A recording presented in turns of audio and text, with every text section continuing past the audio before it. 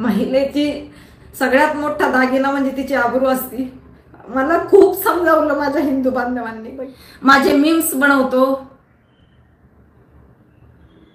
पुरुषांसोबत वेगवेगळे मीम्स माझे बनवतो, म्हणजे कुठल्याही गोष्टीला लिमिट असतं। अगदी माझ्या लेकींवर तुम्ही गेलात, हे मी पोलिसांना दिलं तरी साळुंखे साहेब मात्र मुख गिळून गप साहेब, फडणवीस साहेब आपण द्यावेत अशी आपल्याला विनंती करते। हीच माझ्यासाठी ती श्रद्धांजली ठरणार आहे तुमची। आणि संगीता वानखेडे डरपोक नाही, पुन्हा एकदा सांगते, 16-17 महिन्यापासून मी भोगतीये, मी पण बाई माणूस आहे ना। तिच्या मागे एखादा कणखर पुरुष नाहीये म्हणून तिची एवढी हेळसांड तुम्ही करताय का?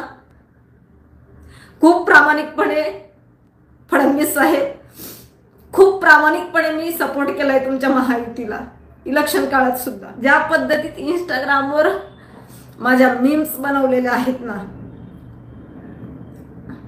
मला खरंच ते बघवत नाहीये, माझं डोकं चालत नाही। सकाळपासून मी काय करते माझंच मला कळत नाहीये। आता मला सहन होत नाही, इतकं घाण।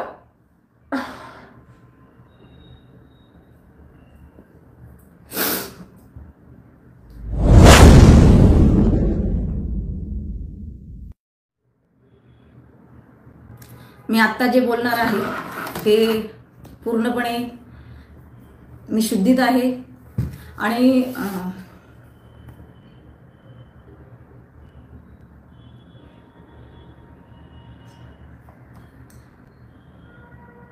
पूर्ण विचार करूनच मी हा निर्णय घेतलेला आहे।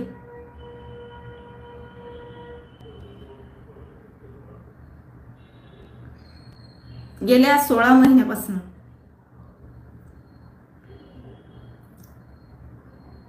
मी चुकीच्या माणसाच्या विरोधात मध्ये बंड पुकारलेला आहे।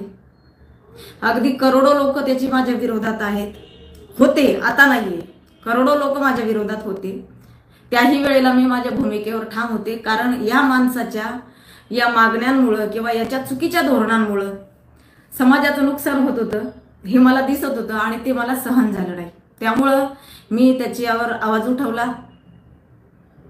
मला वाटतं महाराष्ट्रामध्ये मी पहिली आणि एकटीच लेडीज असेल की त्या विकृत बुद्धीच्या माणसाच्या विरोधात मध्ये मी आवाज उठवला। त्यावेळेला करोडो मराठा माझ्या विरोधात होते, परंतु कालांतराने जे खरे मराठी होते त्यांना कळून गेलं की मी जे बोलते हे खोटं नाही किंवा चुकीचं नाही। मी जे बोलत होते किंवा मी जे बोलते ते सर्व खरं आहे हे त्यांच्या लक्षात आल्यानंतर त्या लोकांनीही मला सपोर्ट करायला सुरुवात केली। ज्या लोकांनी माझ्या विरोधात मध्ये काय घाण कमेंट केले असतील किंवा काय पोस्ट टाकले असतील त्या लोकांनी त्या डिलीट करून टाकल्या आणि अगदी प्रामाणिकपणे मला फोन करून हे मान्य सुद्धा केलं, कबूल पण केलं की ताई आम्ही तुमच्या विरोधात होतो, पण आज आम्हाला पश्चाताप होतोय, आम्हाला आमचीच लाज वाटते की आम्ही कुठल्या भाषेत किंवा कुठल्या शब्दात तुम्हाला बोलत होतो आणि तुम्ही जे बोलत होता ते खरं झालं सगळं। ज्या वेळेला हे मनोज जरांगे पाटील याच्या लक्षात आलं, जो मनोज जरांगे पाटील याच्या विरोधात मध्ये मी गेला 16 ते 17 महिन्यापासून विरोध करते त्याचा किंवा मी बंड पुकारलेला आहे असं म्हणायला हरकत नाही आणि सोशल मीडियाच्या माध्यमातून मी सर्वसामान्यांपर्यंत खरं काय आहे ते पोहोचवते। परंतु बऱ्याच महिला कार्यकर्त्या, बरेच कार्यकर्ते यांनी इतक्या गलिच्छ भाषेत मला, शिवराळ भाषेत मध्ये अगदी मीडियाला बाईट दिल्यात किंवा शिवराळ भाषेत मध्ये, गलिच्छ भाषेत मध्ये मला धमक्या दिल्या। मीडियाच्या समोर कायद्याची पायमल्ली करून मीडियाच्या समोर मला धमक्या दिल्यात, जीवे मारण्याच्या धमक्या दिल्यात। अगदी काही महिला माझ्या घरापर्यंत आल्यात मला मारायला, परंतु मी अगदी शब्द सुद्धा पोलिसांच्या विरोधात काढला नाही। शिंदे साहेबांच्या काळामध्ये मला प्रोटेक्शन मंजूर होतं, अगदी 10-15 पोलिसांची फौज माझ्या घरासमोर होती, मी मागितली नव्हती। सरकारला कुठेतरी वाटलं माझ्या जीवाला धोका आहे, त्यांनी दिलं। परंतु स्थानिक पोलीस स्टेशन म्हणजे सांगवीचे पोलीस असतील किंवा आता मी जिथे आलेली आहे भोसरी पोलीस स्टेशन इथले पोलीस असतील, पोलिसांनी मात्र ज्या वेळेला माझ्या विरोधात मध्ये घाण काही लिहिण्यात मध्ये आलं सोशल मीडियावर आणि मी त्यांना ते पाठवलं, जसे की सांगवीचे साळुंखे आहेत त्यांच्याकडे होतं ते मला सांगत होते की ताई काही असलं की मला पाठवा, त्यांच्यावर आम्ही गुन्हे दाखल करू। परंतु आज तगायत मनोज जरांगेच्या कुठल्याही कार्यकर्त्यावर माझ्यावर जे घाण बोलत होते ते, किंवा मी ज्या काही लिंक त्यांना पाठवल्या, किंवा मला फोनद्वारे जे घाण शिव्या देत होते, मला रडायचं नाहीये, पण 16-17 महिन्यापासून मी भोगतीये. मी पण बाई माणूस आहे ना, त्रास होतो ना मला पण.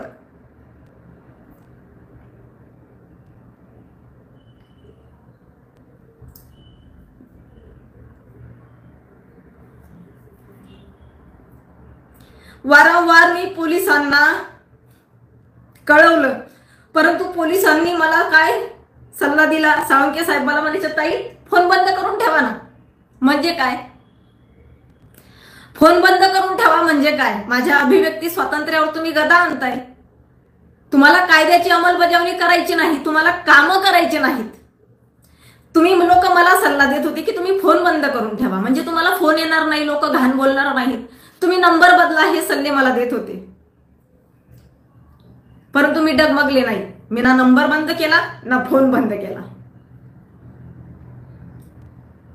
हे ज्या वेळेला मनोज जरांगेच्या लक्षात आलं, त्यावेळेला मनोज जरांगेचा कार्यकर्ता रमेश पाटील संभाजीनगरचा, ज्याने अनेक वेगवेगळ्या नेत्यांना शिव्या देऊन त्यांच्या रेकॉर्डिंग त्याने व्हायरल केलेल्या आहेत, परंतु ज्या पद्धतीत रमेश पाटीलने मला शिव्या दिल्या आहेत, सर्वसामान्य महिला असती ना तिने आत्महत्या केली असती. आणि हाच त्यांचा उद्देश होता, मनोज जरांगे पाटलाचा, रमेश पाटलाचा आणि त्यांच्या अन्य सहकाऱ्यांचा, की मी आत्महत्या करावी. पण मी केलं नाही, मी तसं काही केलं नाही. मी अगदी कायद्यानं चालत राहिली.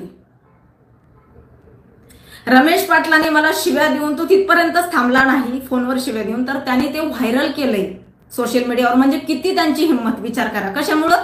का तर आपल्या पोलिसांच्या हलगर्जीपणामुळे. पोलिसांनी जर त्यावेळेला कडक कारवाई केली असती तर त्या लोकांची एवढी हिंमत झाली नसती. आता 8 दिवसापासून आणखी एक कार्यकर्ता आहे, त्याचा कोणतरी इतका घाण मला माझ्यावर रील्स बनवतोय, माझे व्हिडिओ घेतो, त्याच्यावर कॅप्शन घाण घाण टाकतो, माझे मीम्स बनवतो, पुरुषांसोबत वेगवेगळे मीम्स माझे बनवतो. म्हणजे कुठल्याही गोष्टीला लिमिट असतं. अगदी माझ्या लेकींवर तुम्ही गेलात, हे मी पोलिसांना दिलं, तरी साळुंखे साहेब मात्र मुख गिळून गप होते जोपर्यंत मी सांगवीत होते. मी सांगवीतनं इथे येण्याचं कारण म्हणजे मला सांगवीचं पोलीस स्टेशन सपोर्ट करत नव्हतं, म्हणून मी तिथनं इथं आलीये. जे सांगवीच्या पोलीस स्टेशनचे गावडे साहेब होते ना, त्यांनी तर इतका त्रास दिलेला आहे मला त्या काळात, की अक्षरशः निरोप पाठवायचे की कशाला बोलता तुम्ही, मनोज जरांगे हा आपला माणूस आहे, काय गरज तुम्हाला बोलायची. का तर तो वेगळ्या पक्षाचा माणूस होता. नंतर मला कळलं की तो कोणाचा भक्त आहे, तरी मी जाऊ दिलं. तरी मी एक शब्दही कुठं बोलले नाही. परंतु आता भोसरीच्या पोलीस स्टेशनला ज्या वेळेला गेली मी, त्यावेळेला भोसरीच्या पोलीस स्टेशनला अक्षरशः महेश दादांनी सुद्धा फोन केला की त्यांना मदत करा. परंतु MIDC पोलीस स्टेशनचे PI इतके निगरगट आणि तिथल्या पोलीस स्टेशनच्या ज्या लेडीज कॉन्स्टेबल आहेत ना, त्या सुद्धा एवढ्या बेशिस्त आहेत की अक्षरशः महेश दादांचा फोन त्यांना गेला ना तरी सुद्धा त्यांनी कुठलं म्हणजे काही पाऊल उचललं नाही. फक्त NC द्या म्हणले तुम्ही. म्हटलं साहेब इतकं घाण ते लोक बोललेले, NC काय होणार आहे, तुम्ही गुन्हे दाखल करून घ्या त्यांच्यावर. नाही, गुन्हे नाही दाखल होत म्हटले.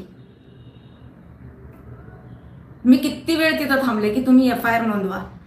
ते बोलले नाही, FIR नाही नोंदवणार, तुम्हाला NC द्यावं लागेल.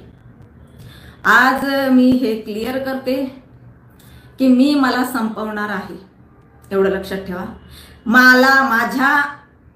कारण या देशामध्ये ना न्याय मिळवण्यासाठी स्वतःला गमवावं लागतं, हे खरं. मी आतापर्यंत खूप संयम बाळगला, हे अजिबात तुम्ही डोक्यात आणू नका. मी घाबरले, अरे तुमच्या किती पिढ्या उकरून काढल्या ना तरी मी घाबरत नसते. परंतु माझं जाणं आहे ना किंवा माझं मरण हे कुणाला लाखो करोडो महिलांना न्याय देणार आहे. कारण त्यानंतरच देवेंद्र फडणवीस साहेब सुद्धा या गोष्टींकडे लक्ष देतील आणि कायदे कडक करतील. माझी विनंती आहे या यूट्यूबवरील माझ्या भावा बहिणींना हा व्हिडिओ जास्तीत जास्त शेअर करा. कारण आता मी वैतागली. कुठल्याही गोष्टीला लिमिट असतं. आता लिमिट पार झाली. मी थकली. आता मी थकले कशासाठी? ह्या ढिसाळ कारभाराच्या पुढं. की जर एखादी महिला, एकटी महिला जर असेल तर तिला बोलण्याचा अधिकार नाहीये का? तिला लढण्याचा अधिकार नाहीये का? ती एकटी आहे म्हणून ते शांत बसायचं का? तिचा कुठल्याही राजकीय पक्षाशी तिचा संबंध नाही म्हणून तिला न्याय मिळत नाही का? तिच्या मागे एखादा कणखर पुरुष नाहीये म्हणून तिची एवढी हेळसांड तुम्ही करताय का? खूप प्रामाणिकपणे फडणवीस साहेब, खूप प्रामाणिकपणे मी सपोर्ट केलाय तुमच्या महायुतीला इलेक्शन काळात सुद्धा, का तर मला माझ्या धर्मासाठी काम करायचं होतं. पण आज आहे ना, आज मला ते बघवत नाहीये जे सोशल मीडियावर माझ्या बाबतीत मध्ये होते ते. आणि आज मी मला संपवणार आहे. त्याला कारणीभूत काही पोलीस आहेत.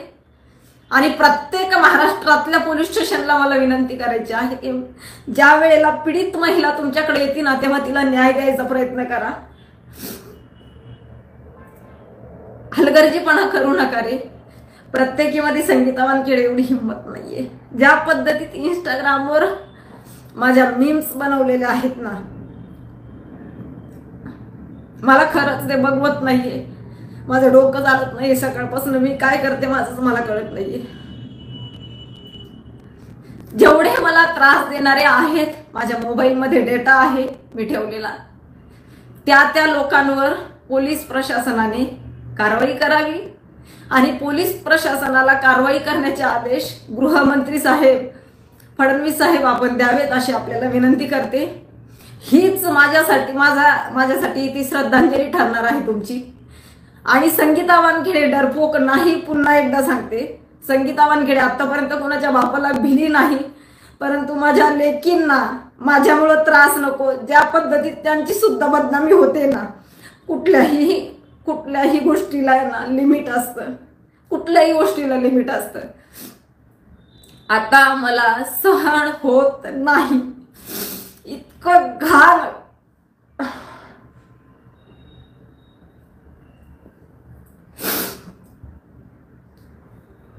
काल त्या जरांग्याचा माणूस माझ्यावर बोलला रे तुम्ही.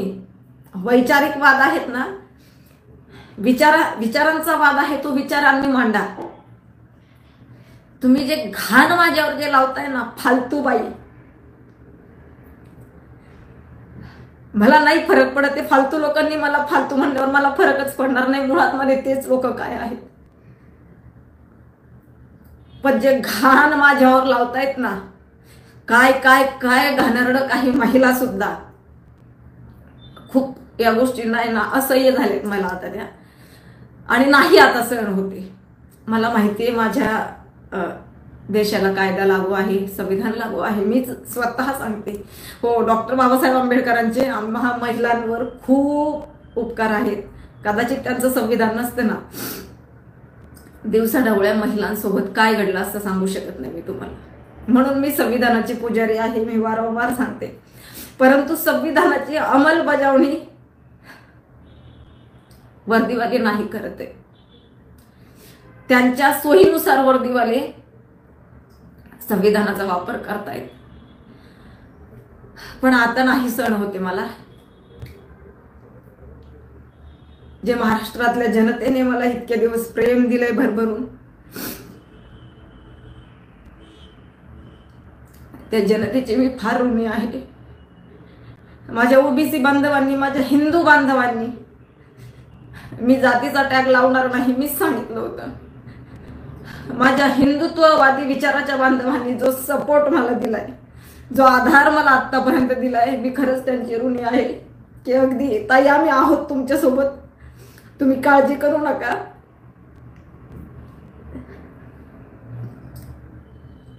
मी खरंच त्यांची ऋणी आहे.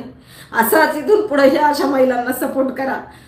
पण फडणवीस साहेबांना विनंती करते, अशी वेळ परत कुठल्या महिलेवर येऊ देऊ नका साहेब. अशी वेळ परत कुठल्या महिलेवर येऊ देऊ नका. कायदे कडक करा. पोलिसांना आदेश द्या. पोलिसांना आदेश द्या. त्यांनी कायद्याची अंमलबजावणी केलीच पाहिजे. आदेश द्या पोलिसांना. महिलेची सगळ्यात मोठा दागिना म्हणजे तिची आबरू असती. मला खूप समजावलं माझ्या हिंदू बांधवांनी, बहिणींनी, की ताई तुम्ही काय आहात तुम्हाला माहिती आहे. तुम्ही समाजाला आतापर्यंत समजावत आल्यात. तुम्ही लाखो करोडो महिलांना उभारी दिलीये, हो मी दिली, पण आता मी खरंच थकलीये या ढिसाळ कारभारापुढे ना. माझी विनंती आहे, फडणवीस साहेब तुम्हाला, शिंदे साहेब खूप सहकार्य केलं तुम्ही मला. शिंदे साहेबांचे उपकार मी कधीच विसरणार नाही. न मागता मला खूप संरक्षण दिलं, खूप काही दिलं साहेब तुम्ही. मी कधीच विसरणार नाही तुमचे उपकार. पण आता जे चाललंय ना फार चुकीचं आहे. अजिबात पोलिसांना धाक नाहीये.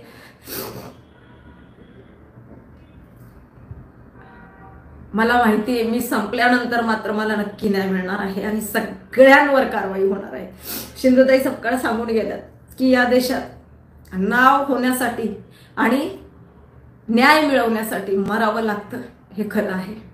मेल्यानंतर त्या व्यक्तीला न्याय मिळतोय, काहींना तोही मिळत नाही. पण कदाचित हिंदुत्ववादी विचाराचे भाऊ माझ्यासोबत आहेत, माहिती नाहीये. माझ्या मागं तर कुणी नाहीये, त्याच्यामुळं माझीही बाजू उचलून धरणारं कुणी नाहीये. मी मेल्यावरही मला न्याय मिळतो की नाही मला माहित नाहीये. माझ्या लेकरांचं काय होईल याचा मी नाही विचार केला आता. कारण माझ्या हयातीमध्ये त्यांना फार सहन करावं लागलं. ज्या पद्धतीत मध्ये सोशल मीडियावर माझ्या बाबतीत टाकतायत ना, अगदी माझ्या आजूबाजूची लोक माझ्याकडं विचित्र नजरेने बघतायत. खूप त्रास सहन करावा लागतोय मला. खूप केलाय मी आतापर्यंत. चाकणचा एक व्यक्ती आहे, मी माझ्या मोबाईलमध्ये त्याचंही नाव टाकून ठेवलेलं आहे. त्या व्यक्तीलाही कठोरात कठोर कारवाई व्हावी. त्यांनी सुद्धा मला भयंकर त्रास दिलेला आहे. फार फार माझ्या आबरूचे धिंदवडे त्यांनी उडवलेले आहेत. सोशल मीडियाच्या काही महिला आहेत, त्या महिलांना तो काय काय माझ्याबद्दल बोलतो आणि त्या महिला दररोज उठून काहीही माझ्यावर बोलतायत. म्हणजे मी वैतागली. ही सर्व जरांग्याची टीम आहे, हे सर्व जरांगेचे कार्यकर्ते आहेत आणि भयंकर त्रास या लोकांनी मला 16 ते 17 महिन्यापासून देणं लावलेला आहे आणि मी तो सहन करते. पण आता मला सहन होत नाही. आता नाही सहन होत मला. त्यामुळे मी पुन्हा एकदा फडणवीस साहेबांना विनंती करते की मी गेल्यावर महाराष्ट्रातल्या प्रत्येक महिलेला न्याय देण्याचा प्रयत्न करा. तुमच्याकडे फार आशेने बघतायत त्या, जशी मी बघत होते. तुम्ही माझ्या तर आशेची निराशा केली साहेब. बाकीच्या आणि आजच्या याच्यातनं कळेल लोकांना वाटत असेल की मला कुणाचा तरी सपोर्ट आहे. नाही रे, मी धर्मासाठी लढत होते, मी गोरगरिबांसाठी लढत होते. मला नाहीये कुणाचा सपोर्ट. मला उलट कसं अडकवता येईल हे बघतायत आणि पोलीस पण अगदी म्हणतायत या करा तिच्यावर गुन्हे दाखल. पोलीस सांगतायत मी जर कुणाच्या विरोधात मध्ये गेले ना, त्या व्यक्तीला जर तिथं आणलं ना, तर पोलीस त्याला सांगतायत थांब थोडे दिवस, आम्ही तिला अडकवणार आहे, आम्ही लय वैतागलो तिला. कशाला? फक्त तुम्ही जी लोक चुकीचे वागतायत त्यांच्यावर कारवाई करा मी म्हणते. म्हणून साळुंके साहेब बोलले चाकणच्या एका व्यक्तीला थांब थोडे दिवस, आम्ही तिला अडकवणार आहे. तर ह्या सगळ्या ज्या आहेत बाबी ह्या मी अखंड महाराष्ट्रापुढे मांडलेल्या आहेत आणि खरंच मी आता वैतागली.